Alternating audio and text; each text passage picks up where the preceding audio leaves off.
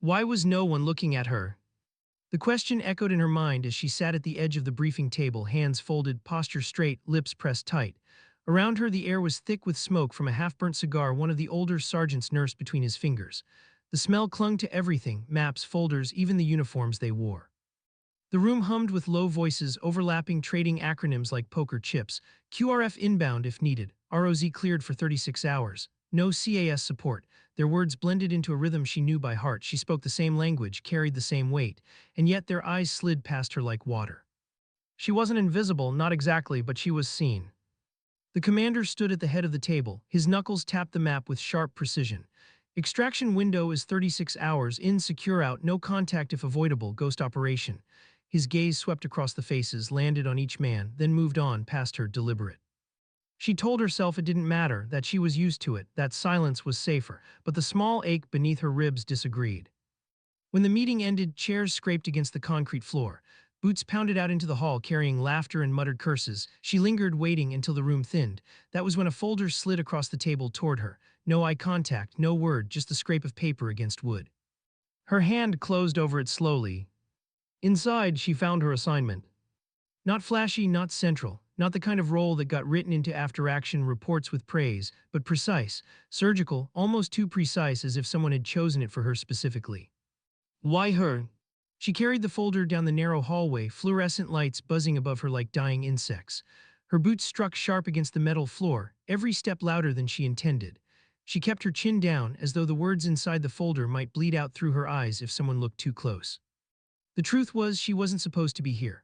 Not in this room, not in this uniform, not in this war. She'd grown up in a quiet town with nothing louder than church bells and train horns. She wasn't born for war, she knew it in her bones every time she stared at her reflection and saw her mother's eyes staring back. Soft, gentle, carrying kindness that survived even grief. But choice had been taken from her the night the phone rang. She could still hear it, shrill, urgent, cutting into her sleep. She could still hear the pause, the breath, the military voice on the other end. A convoy, an ambush, a casualty list, and her brother's name at the center of it. Nelia's. That was the first night silence became her companion, and she carried it ever since. Now this mission, this folder, this quiet assignment. As she stepped out into the open air, dusk wrapped the horizon in shades of bruised purple. Wind carried sand into her hair, into her mouth. She spat it out, eyes narrowed toward the ridges that stretched endlessly. Somewhere out there the target waited, hidden, watching. She pressed the folder shut, throat tightening, not from fear. Fear was familiar, it had slept beside her for years. This was different, this was weight. Because there was something she hadn't told them, not yet. Night fell like a curtain, generators hummed, radios crackled in brief, coded chatter, boots scuffed on gravel as the bass settled into its rhythm. She lay on her cot, staring at the canvas roof, hands tucked behind her head. The folder was under her pillow. She could feel its edges against her skull, sharp like an unwanted dream. Across the room, Davis rolled over, younger, eager, restless. A soldier who still believed every mission meant something bigger. You ever wonder, Davis whispered into the darkness, if they'll remember us after this, I mean after all of it's done? The question lodged itself in her chest. She didn't answer immediately. She listened instead to the faint creak of a rifle being cleaned in another tent, the scratch of a pen against paper, a soldier writing a letter he wasn't sure would ever reach home. Finally, she said, "Not sure I want them to." Davis shifted, "Why not?" Because she remembered the folded flag, the trembling hands of her mother as she clutched it like it was the only thing keeping her upright, the silence afterward, the kind that didn't heal, the kind that only deepened. Because memory doesn't always comfort, she said softly, sometimes it just burns. Davis didn't reply, she didn't have to, the silence between them said enough. The convoy moved at dawn, engines coughed then roared, dust spiraled into the pale light. The vehicles rolled out in formation, armored, heavy, yet fragile in ways none of them admitted. She sat in the back, helmet shadowing her eyes, fingers tapping against her rifle. Around her the men joked, masking tension with sarcasm, but her gaze never left the horizon, searching, anticipating. Every mission started the same, the long ride, the waiting, the knowing that something could go wrong at any second, but this time felt different. The vehicle jolted, brakes slammed, gravel sprayed, her heart spiked before the commander's voice even came through the headset. "Stop, eyes open, something's wrong." The dust hung thick, coating throats, stinging eyes, silence pressed down heavy, and then faint, metallic, deliberate. A click. Her stomach clenched, she knew that sound, she knew it too well. Before anyone else moved, she shouted, "Sniper, right ridge." The words left her like instinct, A heartbeat later, gunfire ripped the silence apart. Bullets cracked against steel, sending sparks into the air. Shouts erupted. Return fire thundered back. But her eyes locked on the ridge. She couldn't see the shooter fully, just a shadow, a stance, a rhythm. Her pulse stuttered, her breath hitched. It was familiar. Too familiar. She blinked, forcing herself to focus, but the recognition wouldn't leave, the way the shots were timed, the precision, the patience between each crack. It was the same rhythm she had grown up hearing on practice ranges, where Elias used to fire, steady as a metronome, her brother's cadence. Her chest tightened. The thought made no sense, it couldn't be. Elias was gone, she buried him once already. And yet the sound, the stance, it lived in her memory too clearly to ignore. When the firefight ended, 3 men were down. One of them wouldn't live to see another dawn. She knelt beside him, pressing gauze against his chest as the medic worked. Blood seeped through her gloves, hot, sticky, staining her palms. His lips moved faintly, she leaned closer. "Tell my kid I'm sorry." The words ghosted from his mouth before his eyes went still. She sat back, heart hammering, staring at the stillness of his face. Around her, the others moved with grim purpose, checking weapons, securing the perimeter, reporting status. Life went on because in war it always did. But inside, something cracked deeper. She hadn't been born for this, she hadn't asked to be turned into a weapon. But war didn't care what you were born for. It reshaped you, broke you, molded you until you carried scars invisible to everyone but yourself. And now she felt that truth pressing against her like a blade. She looked up at the ridge, at the shadowed rocks where the sniper had been, and she knew whether it was madness or memory, the rhythm of those shots wasn't random. Because there was something she hadn't told them, something that made this mission different. She recognized the sniper's rhythm, the stance, the precision. It wasn't just an enemy out there. It was someone she once knew. That night the camp settled in uneasy quiet. The wounded slept under morphine haze, radios hissed in static bursts, shadows stretched long under the floodlights. She couldn't sleep. Instead, she walked beyond the tents, boots crunching against gravel, until she found herself on a low outcropping of rock. She sat, knees drawn up, staring at the stars scattered across the black sky. Her mind replayed the firefight, the soldiers' dying words, the rhythm of the rifle. Her chest rose and fell, steady but tight, like something inside her ribs was caged and clawing. Could it really be possible? After all these years, after the folded flag, after the tears and the silence and the life she built on loss. Her lips trembled as she whispered the name into the dark. Elias, her brother, the one she had buried in memory. But what if memory had been wrong? She didn't hear the footsteps behind her until they stopped just a few feet away. "You planning on staring at the stars all night?" The voice belonged to Ramirez, older than most of the squad. Lean face, graying stubble, a soldier who carried his years in the lines under his eyes more than in his rank. He wasn't unkind, but he wasn't soft either. "She didn't turn, maybe." He stepped closer, boots crunching on gravel. "Never seen you freeze up before, back there in the convoy. You called the sniper quick, but after that you went quiet." Her jaw tightened. "Doesn't mean anything." Ramirez studied her profile, the way her hands curled into fists against her knees. He didn't push, not yet. Soldiers learned to live with silences, but some silences carried too much weight to leave alone.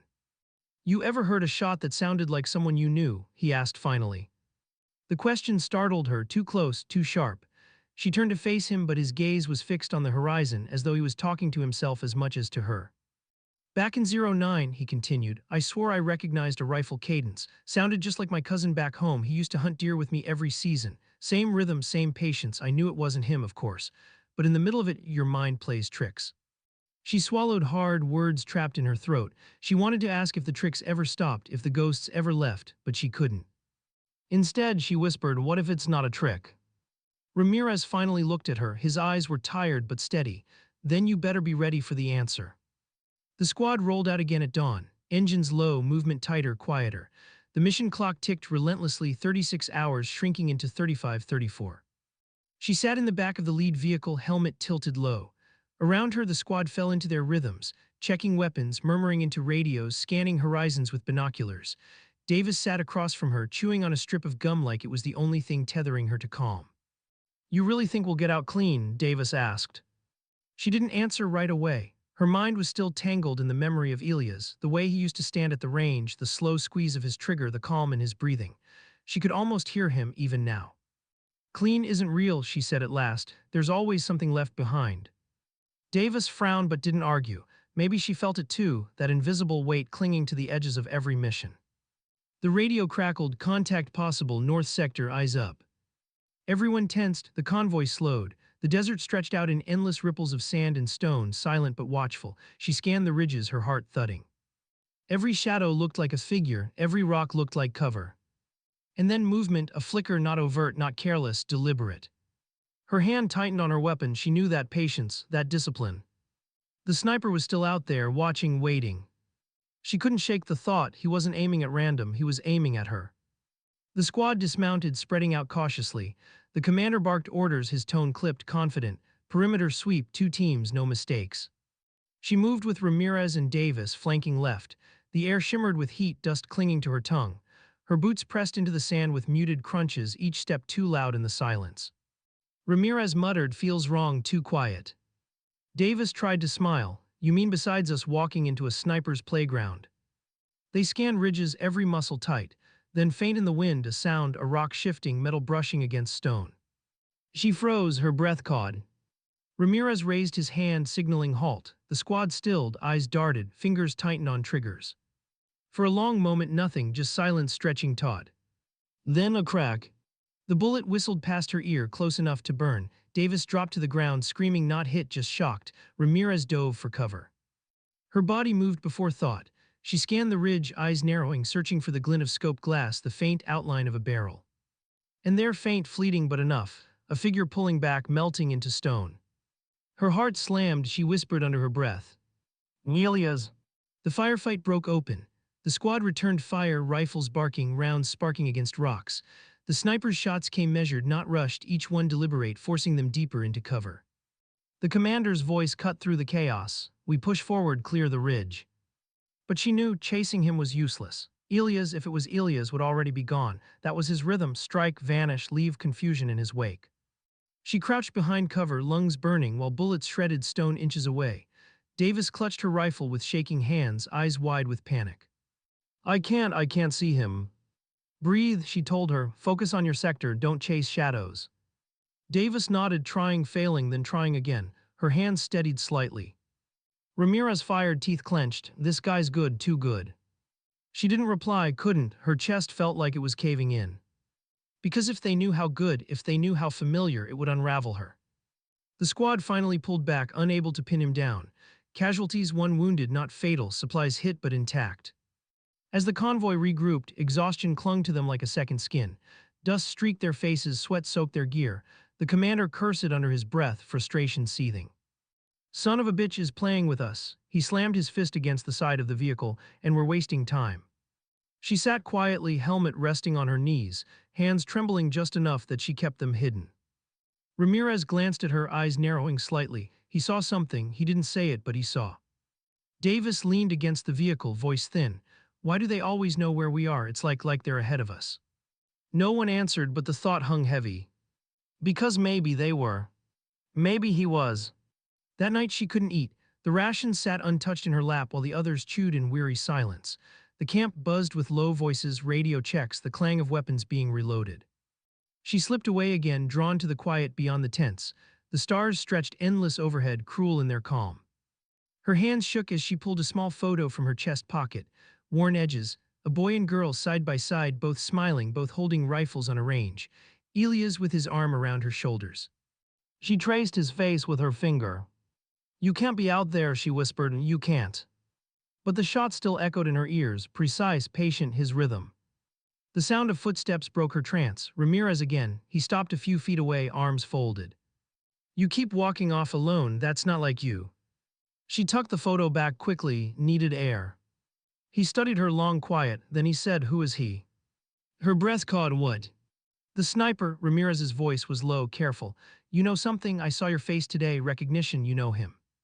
Her throat tightened, words fought to stay hidden, but his gaze pressed, steady, demanding truth. Finally, her voice cracked out, I think it's my brother. Ramirez blinked. For once, the seasoned soldier looked rattled. Your brother, but you said. He's dead, I know, that's what they told me, that's what the flag meant. But those shots, Ramirez, I know his rhythm, I grew up hearing it. Silence stretched, Ramirez rubbed a hand over his face. Jesus. I don't know if I'm losing it, she whispered. But if it's him, why would he be here? Why would he be on the other side? Ramirez shook his head slowly. That's a question you might not want the answer to. Her chest ached, she looked back at the stars, her voice trembling. I don't have a choice, if it's Elia's I have to know. Ramirez didn't argue, he just stood beside her silent, because some truths couldn't be cushioned. Back in her cot, she lay awake until dawn, the folder still under her pillow. The mission clock ticked down, relentless. The sniper waited out there in the ridges. Her brother or her ghost. And she knew, the next time they crossed paths there wouldn't be room for silence. The sound of helicopters faded into the distance, leaving only the hiss of wind over the barren desert floor. She crouched near the armored vehicle, hands steadying the map spread across the hood. Lines traced routes and fallback positions, but her eyes weren't on the map. They were fixed on the ridges, the same ridges where he had vanished, leaving behind smoke, echoes, and her breaking certainty. The commander's voice cut through her trance. We move at 600, objective hasn't changed, package is priority, no more delays. She nodded reflexively, though her stomach nodded.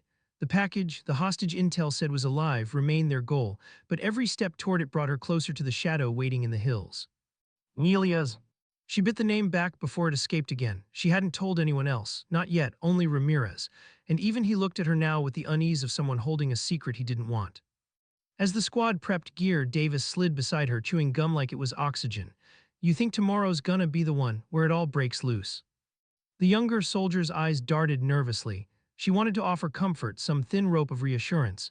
Instead, she said the only truth she had left. Every mission breaks something, question is just who it takes with it. Davis froze, gum clamped between her teeth. For a moment her bravado cracked, and she looked like what she really was, a girl too young to carry this much death in her hands. Then she laughed softly, but it was hollow, hell of a pep talk. The protagonist managed a thin smile. Sometimes honesty's all you've got. The desert was cruel at dawn. Heat pressed down before the sun even cleared the horizon. Their boots sank into sand as they pushed forward on foot, vehicles abandoned to avoid detection. The air smelled of dust and sweat and something metallic she couldn't place. Ramirez walked beside her, his silence heavier than the pack on his back. Davis trailed just behind, breathing hard, muttering to herself between steps. The commander moved ahead, gesturing sharply at each halt. His confidence filled the gaps their doubts left open. But confidence wasn't certainty, she knew the difference. Every step into the silence tightened her chest. The ridges loomed closer, shadows shifted, the sniper could be anywhere, watching, waiting. Her brother or a ghost? She shook her head hard as though the motion could silence the thought, but it didn't. The memories rushed in. Elia's on the range, Elia's teaching her how to breathe between shots, Elia's laughing when her aim drifted. She could almost hear his voice now, steady, don't rush, let the target come to you. Her throat closed. Eyes up, Ramirez muttered, you're drifting. She blinked, focus snapped back to the present. Sand, shadows, danger, not memory, not yet.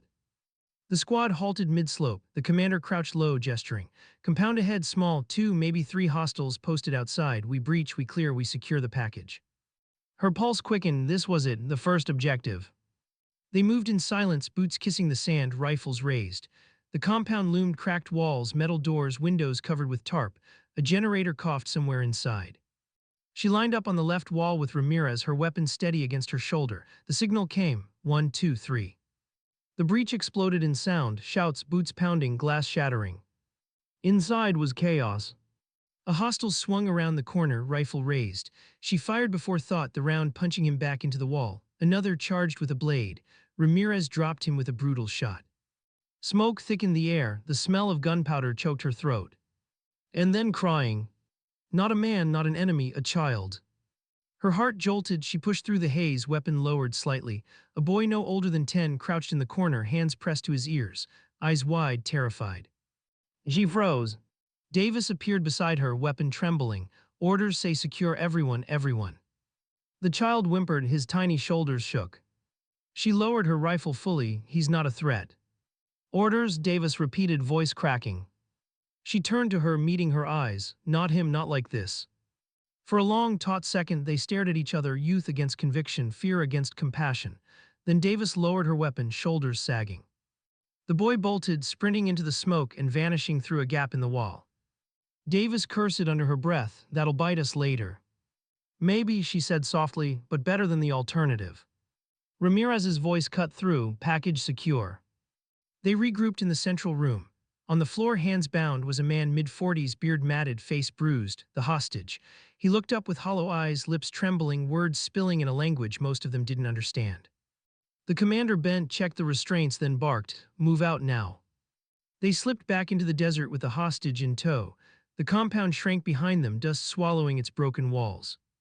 Every step back toward extraction carried more weight. The boy's wide eyes clung to her memory, and beneath it all, the sniper's presence lingered like a storm cloud. Nelia's. She could almost feel him tracking them. The ambush came at dusk. Gunfire split the air, sudden and merciless. Bullets chewed sand, ripped through packs, snapped branches off the sparse desert brush. The squad dove for cover, dragging the hostage down. "Contact East Ridge."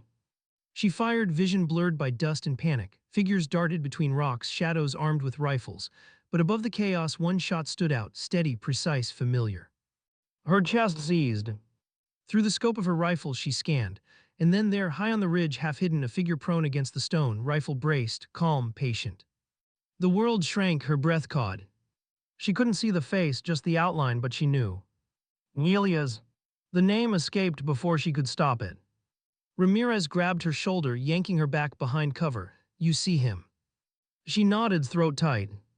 He studied her face, he knew, but he didn't speak it, not here, not now. Bullets screamed past, the commander roared orders, the squad fought to push back, to hold ground. The hostage cowered, bound hands shielding his head. But her eyes stayed locked on the ridge, on the figure who might not be a ghost after all. The firefight stretched, brutal, endless. The sun bled into the horizon, painting the desert in crimson light. One by one, the hostiles fell back, retreating into shadows. But the sniper lingered. His last shot cracked the silence, sparking off the rock beside her head, deliberate, close, but not fatal. A warning, a message. And then he was gone. The ridge lay empty. She crouched in the settling silence, chest heaving, palms slick with sweat. Her weapon felt heavy, almost foreign in her grip. Ramirez crouched beside her, eyes sharp. "You need to tell me right now, if that's him, if that's your brother, we're walking blind." Her lips parted, but no words came, only the sound of her pulse, thunderous in her ears. Finally she whispered, I don't know if it's him or if I'm losing my mind." Ramirez's jaw tightened. "Either way, it's gonna break you if you don't face it." She looked up at the ridge again, at the emptiness where he had been. Her brother or her ghost? And she knew Ramirez was right. That night, under the cover of their makeshift camp, the squad patched wounds, reloaded, tried to sleep, but she couldn't. She sat with her rifle across her knees, staring into the darkness. Davis sat a few feet away, hugging her knees, whispering to herself. She caught fragments, names, maybe prayers. "Scared?" she asked quietly. Davis flinched, then nodded. "You." She hesitated, then said the truth, every second. Davis managed a weak smile. Good, means we're still alive. The words carried a kind of fragile hope. For a moment, it eased the weight pressing against her chest. But when she closed her eyes, she saw him again. The silhouette on the ridge, the precision of the shots, the warning round that sparked against stone. Not random, not careless, deliberate. He had let her live. And that truth cut deeper than any bullet could. The desert at night was a different kind of battlefield. Silence wasn't peace here, it was a predator stalking them in every shadow. The fire they built was small, barely enough to boil water, its light flickering against their tired faces. Beyond its glow, the dark stretched endless and watchful. She sat slightly apart from the others, rifle across her lap, eyes fixed on the ridges. Every stone shape looked like a figure lying prone, waiting. Every gust of wind carried the phantom crack of a sniper round. Nelia's. The thought pulsed through her like a heartbeat. If it was him, he had spared her. If it wasn't, then the ghost of him was still hunting her just as cruelly. Her hands trembled, but she tightened her grip on the rifle until her knuckles whitened. Soldiers didn't shake. Soldiers didn't falter, but she wasn't sure if she was a soldier anymore or just a sister drowning in memories. The commander's voice snapped across the camp. "Debrief now." They gathered in a loose circle. The hostage sat bound, guarded by Davis, who kept her rifle close but her gaze distant. Ramirez leaned forward, elbows on his knees, studying the commander with a hard stare. "We're holding position till dawn," the commander said flatly. "We move before first light, cross the basin, and hit the second compound. Intel says it's heavier guarded, but that's where we'll find answers." Ramirez interrupted, and the sniper. The air went tight, everyone felt it, the precision of those shots, the near impossible angles. The commander's jaw clenched. "We adapt, that's what we do." Ramirez's eyes flicked to her just for a heartbeat, the kind of look that said, "Say it, tell them what you think." Her chest tightened, she wanted to scream that it was Elias up there, her brother, her blood. that every bullet had been his handwriting written across the rocks. But if she did, what then? Would they trust her? Would they even believe her? Or would they see her as compromised, as dangerous as the man on the ridge? Her tongue stayed still. The commander scanned the circle. No more mistakes. You saw what happened with that kid. We don't need more loose ends. Her stomach lurched, the boy, his terrified eyes, the way she'd let him run. Davis flinched at the words, looking down, guilt carving lines into her young face. Ramirez spoke up. With respect, sir, compassion isn't a mistake. That kid wasn't the enemy. The commander's voice cut sharp. And if he runs back to them, if he brings twice as many rifles down on us tomorrow, compassion gets soldiers killed. Ramirez's jaw flexed. He didn't answer. But she saw it, the quiet fire in him, the refusal to believe that survival and humanity couldn't live in the same skin. And she clung to that fire, even as her own flickered weaker with each passing hour. Later, when the others drifted toward restless sleep, Ramirez stayed awake beside her. The desert wind tugged at their gear, carried sand across their boots. He didn't look at her when he spoke. It was him, wasn't it? Her throat tightened. You don't know that. But you do. The silence between them was answer enough. Finally, she whispered, if it was, then he didn't miss. He meant to let me live. Ramirez turned his head, studying her. His eyes were sharp, but there was something softer buried in them too. That makes it worse, doesn't it? She swallowed. He's not my enemy. He's not your brother anymore either. The words cut deep. She almost flinched but held steady. You don't know him. I know what snipers like that do. I know what it takes to become that precise, that ruthless. If he's out there, if he's pulling that trigger, then whoever he used to be, he buried it a long time ago. Her chest ached. She wanted to argue, to defend Elias, to cling to the boy who had once steadied her trembling hands on a rifle stock and told her she could be just as sharp as him. But maybe Ramirez was right. Maybe that boy had died years ago, replaced by the ghost in the ridges. She dropped her gaze to the sand, voice barely audible. Then what does that make me, if I'm here and he's there? Ramirez didn't answer. He just looked at her, and the silence between them said more than words ever could. Sleep never came. By the time the horizon bled pale light, her body ached with exhaustion, but her mind was sharper than glass. The march across the basin was brutal. The sun climbed fast, heat pressing against their backs, sand dragging at their legs. The hostage stumbled often, nearly collapsing more than once. Davis muttered curses as she hauled him upright each time. Hours dragged, no ridges, no cover, just open desert, exposure gnawing at every step. And then movement. A glint, a shimmer. Her heart seized. She dropped to one knee, rifle raised. Contact, West Ridge. The squad hit the sand, weapons trained. Silence pressed heavy. Nothing, no shot, no shadow. Her breath rattled. Had she imagined it? Was exhaustion twisting her eyes? The commander hissed, false alarm, move. But as they pressed forward, her gut churned. She knew what she'd seen, a scope catching the sun, a rifle watching them. Elias, always Elias. The second compound rose like a mirage from the sand, larger, fortified with steel fencing and a single watchtower. Figures moved on the walls, armed, alert. The squad hunkered low behind a dune, scanning. 24, maybe more, Ramirez muttered. The commander nodded grimly. We split 2 fire teams, one distracts, one breaches, no hesitation. She adjusted her rifle, eyes on the watchtower. The sniper there scanned lazily, nothing like the precise, patient presence she felt pressing against her from somewhere else. Not Elias, not yet. They moved at the signal. Gunfire erupted, echoing across the sand. The defenders scrambled, returning fire. Shouts rose, chaotic and panicked. She sprinted with Ramirez and Davis toward the wall, sand spraying under her boots, bullets snapping past her ears. The breach came fast, explosives tearing open steel. They poured through the gap, rifles raised, hearts hammering. Inside was a maze of corridors, the stench of oil and sweat thick in the air. Shouts bounced from the walls, gunfire cracked.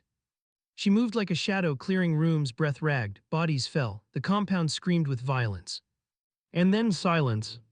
She froze in a narrow hallway, chest heaving, rifle raised. A voice drifted from the shadows, calm, cold, familiar. You shouldn't have come here. Her blood ran ice. She turned, and there, half-shrouded in the dim light, rifle slung across his chest, stood Elias.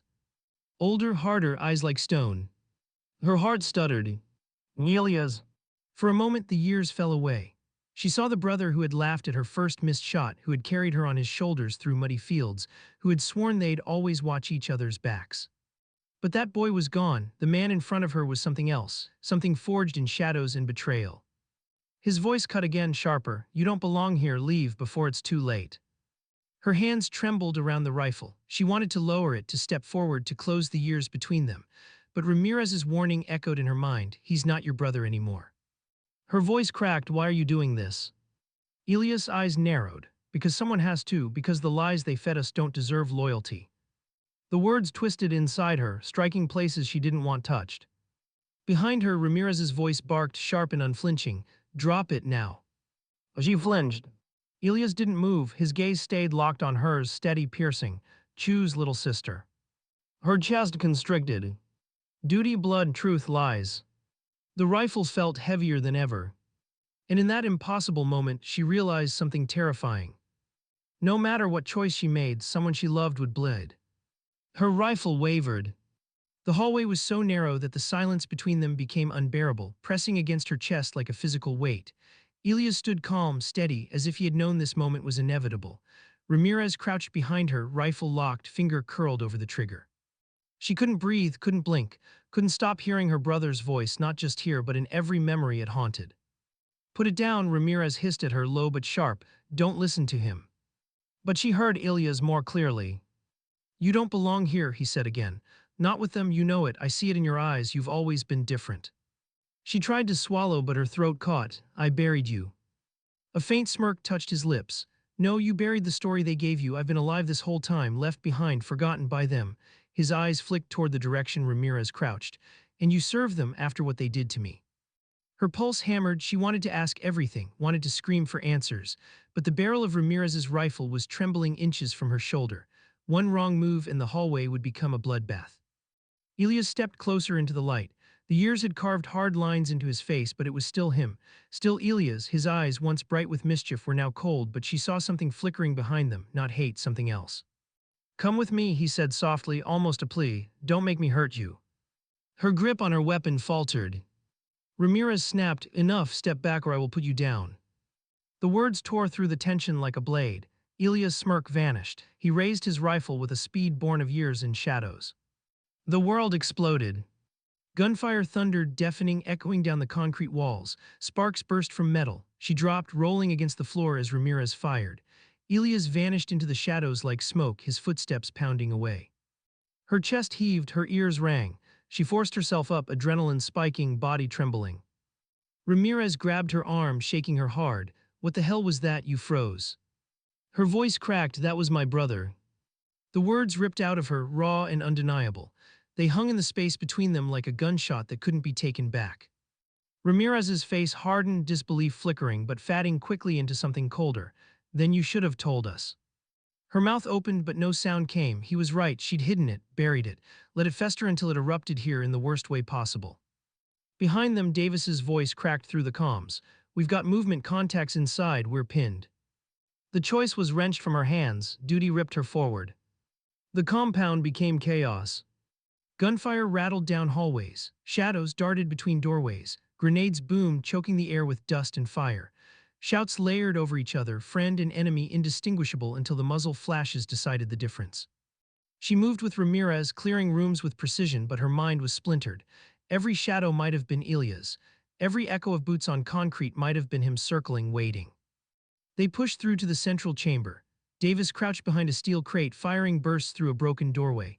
The hostage huddled in the corner, bound but watching everything with sharp, intelligent eyes. We're outnumbered, Davis shouted over the roar. At least 20 inside, we can't hold this.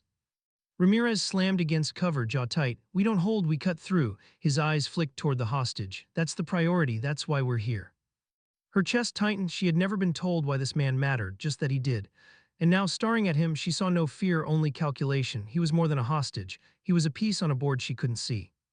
And Elias knew it too. Gunfire died down suddenly. The silence that followed was worse. Then a voice called from the hall, calm, commanding. Elias. You want him, trade me her. Every muscle in her body went cold. Ramirez's eyes cut to her. Fury, disbelief, suspicion. She saw it all flicker across his face. Davis's voice cracked. What the hell does that mean? Why would he want? But she already knew. She wasn't just his sister. She was leverage. She was the last thread that tied him to the life before. Ramirez hissed through clenched teeth. He's trying to break us, don't listen. Her chest rose and fell shallow, ragged. She didn't answer, because part of her wanted to. The standoff stretched. Ramirez barked orders, set up crossfire, prep smokes, move the hostage. Davis scrambled, tense, pale with fear. But through it all she felt Elia's voice echoing inside her skull. Come with me, don't make me hurt you. The first RPG hit the wall like thunder. The compound shook, dust raining from the ceiling. Screams tore through the chamber. The second hit ripped a hole through the far corridor, flame and concrete shrapnel blasting across the room. She dove, ears ringing, lungs choking, her vision blurred. When it cleared, the room was smoke and fire and broken steel. Ramirez was dragging the hostage. Davis was firing blind into the haze. And through the chaos, Elia's silhouette appeared in the hole blasted through the wall. He wasn't aiming at her, not yet. But his eyes found hers through the smoke, steady, demanding. She raised her rifle. He shook his head slowly, almost imperceptibly, then he vanished again into the fire. They barely made it out. The compound collapsed behind them in smoke and ruin. The sun was dropping, shadows stretching long across the desert. Ramirez pushed the squad forward, half dragging the hostage, fury radiating off him. Finally, when they stopped in the lee of a dune, he spun on her. You've been lying since the start, he spat. That man in there wasn't just a sniper, he wasn't just an enemy, he was your blood and you hid it. Her voice cracked. Would you have let me on this mission if you knew? Ramirez's jaw worked, he didn't answer. She pressed harder. I thought he was dead. I thought. Her throat closed. I thought they buried him. Then why protect him now? Ramirez barked. Why hesitate? Because he had looked at her through the smoke. Because his voice still carried the echo of the boy who once protected her. Because in a world that had taken everything else, he was the one thread she couldn't cut. She didn't say any of it. She only whispered, because he's my brother. Ramirez's eyes burned. If you compromise this mission, if you compromise any of us again, I will put you down myself. The words landed like a bullet, and in that moment she realized something terrifying. She wasn't just fighting Elias anymore. She was fighting to keep her own squad from seeing her as the enemy. That night they dug in under the stars. The hostage sat silent, his eyes glinting in the firelight, unreadable.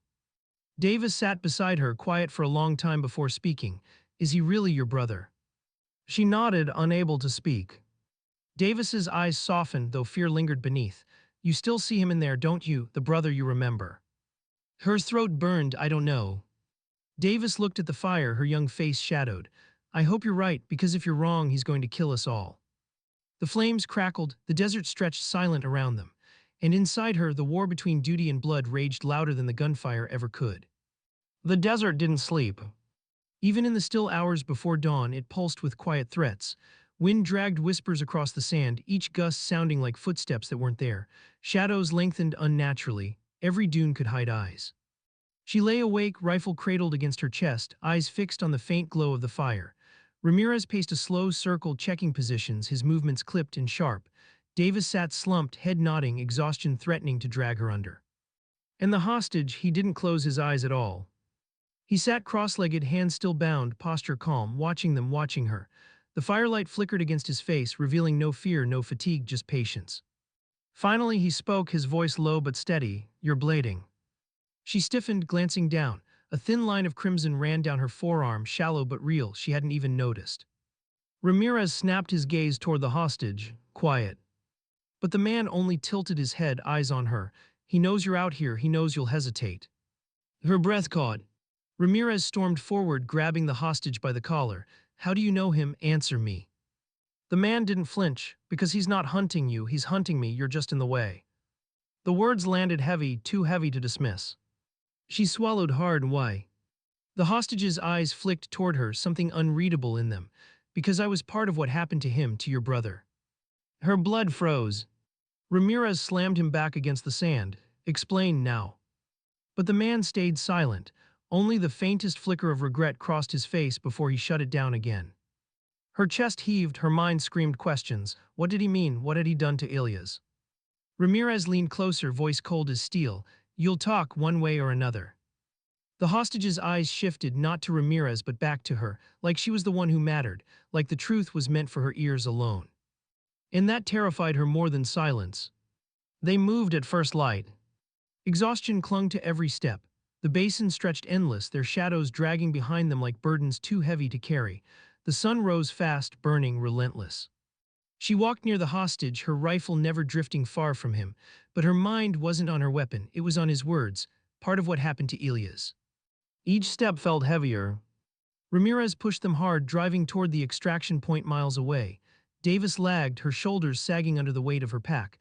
Sweat streaked her young face. 5 minutes, Ramirez barked. They collapsed into the shade of a jagged outcrop. The air shimmered with heat. She slid down against the rock, sucking in shallow breaths, watching the horizon for movement. The hostage sat calm, as if the desert didn't touch him. His gaze flicked toward her again. "You want to know the truth, don't you?" Her throat tightened. She hated him for reading her so easily, hated herself more for needing the answer. "What did you do to him?" she whispered. His voice was quiet but sharp enough to cut. "We broke him." She felt the words slice into her chest. He continued, eyes never leaving hers. "They left him out there after the ambush, wounded, captured. We turned him, not with threats, with truth. We showed him what his own leaders had done, how they traded lives for numbers, how they buried his name while he still bled." Her vision blurred with heat and rage. "You're lying." The hostage tilted his head. "Am I? Then why is he still alive while the rest of his unit rots in the ground?" She wanted to deny it, wanted to call him a manipulator, a liar, a weaponized voice meant to tear her apart from the inside. But her gut twisted with something darker, because part of her believed him. Ramirez stormed over, fury in his eyes. "What did he say?" She shook her head quickly. "Nothing." Ramirez's glare lingered on her, distrust, growing, festering. He turned back to the hostage, snarling, "You keep your mouth shut unless spoken to." But the man smiled faintly, as if Ramirez didn't matter, as if this was only between her and Elias. By afternoon, the heat was unbearable, their water ran low, their pace slowed, and that was when the first shot cracked. Sand erupted inches from Davis's boots. She screamed, diving for cover. "Sniper!" Ramirez bellowed, dragging the hostage down behind the rocks. Her heart leapt into her throat. She knew that rhythm, that timing, that patience. "Elias!" Bullets snapped overhead, chewing into stone, sending fragments stinging into skin. The squad returned fire blindly, desperate, knowing it wouldn't matter. Because this wasn't just a sniper, this was Elias, and Elias didn't miss unless he wanted to. Ramirez cursed, "We can't move, he's got us pinned." Her hands trembled on her rifle. She knew what Elias was doing. He wasn't killing them, not yet. He was hurting them, controlling the battlefield with precision like an artist with a brush. Her chest tightened. This wasn't war, this was personal. She crawled to the edge of the rocks, scanning the ridges through her scope. Her breath caught. For just a second she saw him, silhouette prone against the stone, scope glinting. And then his rifle shifted. Not toward her. Toward the hostage. Her pulse spiked. She screamed before she could stop herself. He's aiming at the hostage. Ramirez's eyes snapped to her, doubt, suspicion, but then he saw the shot too. Elias fired. The round tore into the stone inches from the hostage's head, not a miss, a warning. Ramirez cursed, dragging the hostage deeper behind cover. His face was pale, furious. She couldn't stop shaking. Elias wasn't after her, wasn't after Ramirez or Davis. He wanted the hostage dead. And that meant the hostage was more dangerous than any of them knew. Night fell heavy. They hadn't moved far. The sniper fire kept them pinned until dusk, forced into a crawl through shadow. When they finally stopped, exhaustion had gutted them all. Davis fell asleep almost instantly, face streaked with grime, clutching her rifle like a lifeline. Ramirez sat across from her, cleaning his weapon in short, violent motions. His eyes never left her, suspicion burning. She sat with the hostage. He leaned against the rocks, calm as ever. Finally, she whispered, "Why does he want you dead?" The hostage's lips curved faintly. "Because I know the truth, and the truth is more dangerous than any bullet." Her throat tightened. "What truth?" He leaned closer, voice barely audible. "That your brother isn't the traitor, he's the proof of what your leaders bury every day, that men like him are abandoned, sacrificed, lied about so wars can go on." Her pulse thundered. "Ask yourself," the hostage continued, "why do they want me alive so badly they sent you? Why risk you for me? It's not because of what I am, it's because of what I know. If I speak, their war crumbles." Her chest heaved, the ground shifted beneath everything she thought she knew. Ramirez's voice cut sharp across the camp. "Step away from him." She jolted, spinning. Ramirez stood, rifle raised, eyes blazing. "He's poisoning you, and if you start believing him, you're a danger to all of us." Her breath caught. "He's telling the truth." "No," Ramirez barked. "He's the enemy, that's all, and if you can't see that, then maybe you don't know which side you're on anymore." The words sliced deep, because maybe he was right, maybe she didn't know anymore. She glanced back at the hostage, his calm eyes, his steady voice, his quiet claim of truth. and she felt herself tearing in half. Between brother and squad, between truth and duty, between blood and orders. And she realized the most terrifying thing yet. No matter which side she chose, she would lose herself. The dawn came gray and muted, as if the desert itself was holding its breath. They hadn't slept, not really. Tension sat heavier than the dust on their skin, every glance sharp, every silence unbearable. She woke to the sound of Ramirez chambering around. His face was stone, his movements brisk. Davis stirred, her young eyes wide, red-rimmed, darting between them. The hostage sat quietly watching, always watching. Ramirez's voice was clipped, controlled. From now on, no one speaks to him, not a word. If I catch you even looking at him like he matters, I'll put him down myself and report it as hostile fire. Her stomach twisted. He didn't say her name, but he didn't need to. His eyes cut through her. She wanted to argue, to scream that killing the hostage wasn't the answer, that Elias' bullets had already proven the man wasn't just some pawn. But the words lodged in her throat because Ramirez wasn't just her superior now, he was her accuser. And one wrong word could turn him from ally to executioner. They marched in silence. The desert stretched endless, a pale wasteland broken only by jagged stone and the whisper of heat shimmering in the distance. Each step pressed her deeper into conflict. Duty weighed heavy in her boots while her brother's ghost whispered in her ear. Davis stumbled beside her, fatigue dragging at her limbs. She was too young for this, too soft. Every misstep cut her deeper than enemy fire ever could. Finally, Davis whispered, so faint only she could hear, "Is it true?" Her chest tightened. What he said about your brother, about us leaving people behind. She wanted to protect her, to shield Davis from doubt, from truth, from the cracks in their cause. But she couldn't lie, not anymore. I don't know, she whispered back, but I'm starting to think the answers won't come from command. Davis's lips trembled. For a second she looked like a child lost in a storm. Then where? Before she could answer, the hostage spoke softly, his voice carrying like a knife through the air. From me. Ramirez spun, fury flashing. He drove the butt of his rifle into the hostage's side. The man grunted, doubling slightly but never crying out. Ramirez leaned close, voice a venomous whisper. Another word and I end you right here. But the damage was done. Davis had heard, she had looked, she had seen. And in that moment, doubt had spread like fire. They reached the canyon by dusk. She froze the second she saw it. High ridges on either side, narrow pass through the center. A sniper's paradise. Her skin crawled, her breath caught. She wanted to scream, to turn back, to find another way. But Ramirez didn't hesitate. We move now, no stops, no chatter, eyes up. They entered the canyon, every step echoed, too loud, too vulnerable. Her hands slicked against her rifle. And then it came. The crack of a shot. Stone exploded near Ramirez's shoulder. He dove, dragging Davis down with him. The hostage stumbled, sand erupting around his feet. Her pulse roared. She knew that rhythm, that stillness. Elias was here. Another shot rang out, grazing her pack. She dropped, chest slamming against the earth. Dust filled her mouth, her lungs, her veins. Ramirez shouted, "Return fire." But against Elias it was pointless. Every round they sent was swallowed by Stone, while every bullet he fired landed with perfect intent, close enough to warn, never close enough to kill. Until the hostage moved. He darted toward the canyon wall, trying to use the jagged rock for cover. Elias' shot cut the ground inches from his feet, halting him cold. It wasn't suppression, it was command. Elias was controlling him. She swallowed hard, her voice broke free before she could stop it. He doesn't want us, he wants him. Ramirez turned wild-eyed, shut your mouth. But in his eyes she saw it, recognition, he knew. Elias wasn't here for them, he was here for the hostage. The firefight dragged into night. They were pinned in the canyon, Elias ghosting through the ridges, every shot a reminder that he dictated the terms. Ramirez barked orders, but his voice had lost its certainty. Every word was strain, desperation. Davis trembled, her hands raw from clutching her weapon too tight. Her breaths came fast, shallow, panicked. She moved closer, lowering her voice. You'll be okay. Davis shook her head. We're not getting out, not with him up there. She wanted to deny it, but the truth weighed too heavy. Elias was unmatched, unstoppable, and he wasn't missing by accident. Finally, Ramirez snapped. He grabbed the hostage, shoving the barrel of his rifle against the man's head.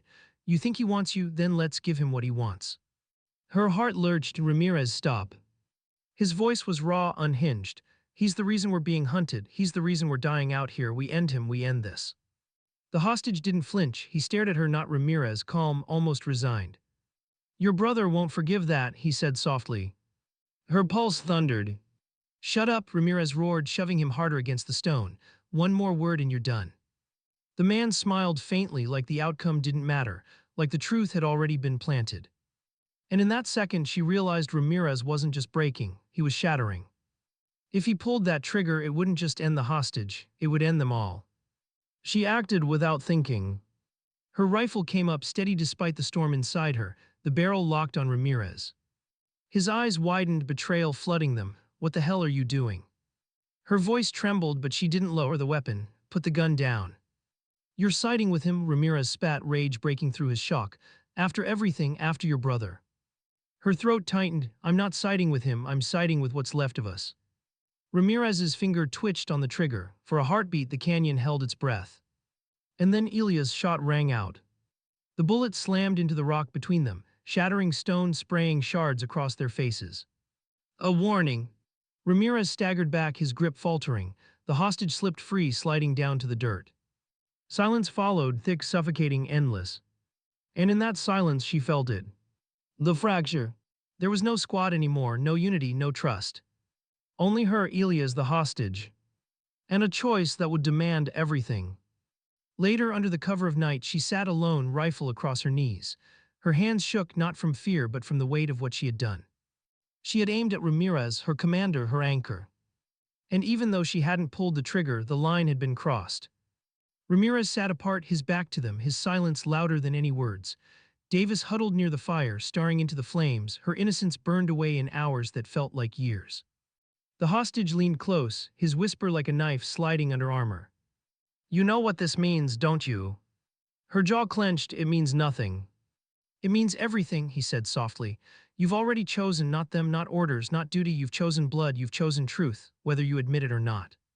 She turned away, but the words clung. Because deep down she knew he was right. And the truth was, the moment her rifle had risen against Ramirez, she hadn't been a soldier anymore. She had become something else. Something Elias had been waiting for. The desert night was endless. The stars stretched wide above them, sharp and cold, indifferent to the wounds bleeding into the sand below. She sat still, rifle on her knees, staring at the ridgeline. Somewhere out there, her brother's scope was already fixed, watching, waiting. She didn't know if it was mercy or torment, that he hadn't fired, that he hadn't ended it. The fire burned low. Davis dozed, her head against her pack, exhaustion pulling her into uneasy dreams. Ramirez sat apart, silent, his weapon balanced across his lap, his eyes hollow. A man cracked open and bleeding, even if no bullet had touched him. And the hostage, he hadn't moved. He leaned against the rock, wrists still bound, posture straight, like he was waiting for the inevitable. Finally, his voice broke the silence. "He won't stop, not until I'm gone." Her jaw tightened. "Why?" The hostage's gaze lifted to the stars. "Because I was part of what remade him. The truth cut him so deep he became it, and men like me were loose threads, he can't leave them hanging." Her chest ached. "So he's not saving you, he's erasing you." The man nodded faintly. "And maybe that's mercy, for him, for me, for all of you." Ramirez stirred, his voice rough. "Don't listen to him, every word's poison." But his tone lacked conviction now. He sounded tired, broken. She looked back at the hostage, her breath shallow. "What if you're lying? What if this is all another game?" The man's eyes softened. "Then why hasn't he killed you yet?" The words lingered. Because deep down she knew the answer. Elias wasn't here to kill her, he was here to test her, to see if she was ready to choose. At dawn, the desert bloomed red with sunlight. They moved again, slow and hollow, every step heavier than the last.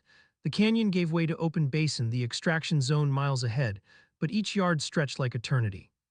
Ramirez staggered, his face pale, eyes shadowed. Davis walked silently, her gaze on the ground, her hope stripped away with every passing hour. And she felt like a ghost walking in borrowed skin. Because the truth hung over them like a blade. They weren't marching toward safety, they were marching toward judgment. The shot came at noon. It didn't miss this time. Ramirez fell hard, the impact echoing like thunder. Blood spread across his shoulders, soaking into the dust. Davis screamed, dropping to her knees beside him. "Ramirez." She dragged him back, frantic hands pressing against the wound. Her heart raced, she scanned the ridges, searching for a flash, a glint, a shadow. And then she saw him. Elias. Silhouetted against the horizon, still as stone. His rifle aimed not at Ramirez, not at Davis. At the hostage. Her chest tightened, she raised her rifle, locking him in her scope. For a breathless second, their eyes met across the distance. And in that second, she saw it. Not hate, not anger. Recognition. Her brother's eyes, sharp and broken, holding hers. The weight of everything pressed into her chest. He could kill the hostage with one pull, end the cycle, cut the thread. But he didn't. He waited. For her. The wind howled through the basin. Sand lifted in small spirals, stinging skin, biting eyes. Ramirez groaned, Davis's hands still on him, her face streaked with tears. He's losing too much blood, she cried. The hostage stood tall now, no longer hunched, no longer hiding. His voice carried clear. This is it, he won't leave until it's done, you know what you have to do. Her grip tightened on her rifle, sweat stung her brow, her lungs burned. Her brother's scope never wavered. Every beat of her heart was a countdown. Ramirez was fatting, Davis was breaking, the hostage was waiting. And Ilias, he was asking. Not with words, not with orders. But with silence. Her decision. Her soul. The world slowed. Her breath steadied, though her chest was a storm. Her finger rested on the trigger, the weight of the rifle balanced between past and present. She thought of her brother before the war, his laugh, his stubbornness, his hand on her shoulder when she was small, promising she could be anything. She thought of the ambush, the folded flag, the empty chair at the table. And she thought of now, the desert, the lies, the hostage, the choice. Her eyes locked with Ilias, she whispered, voice breaking, I'm sorry. And she fired. The shot split the silence.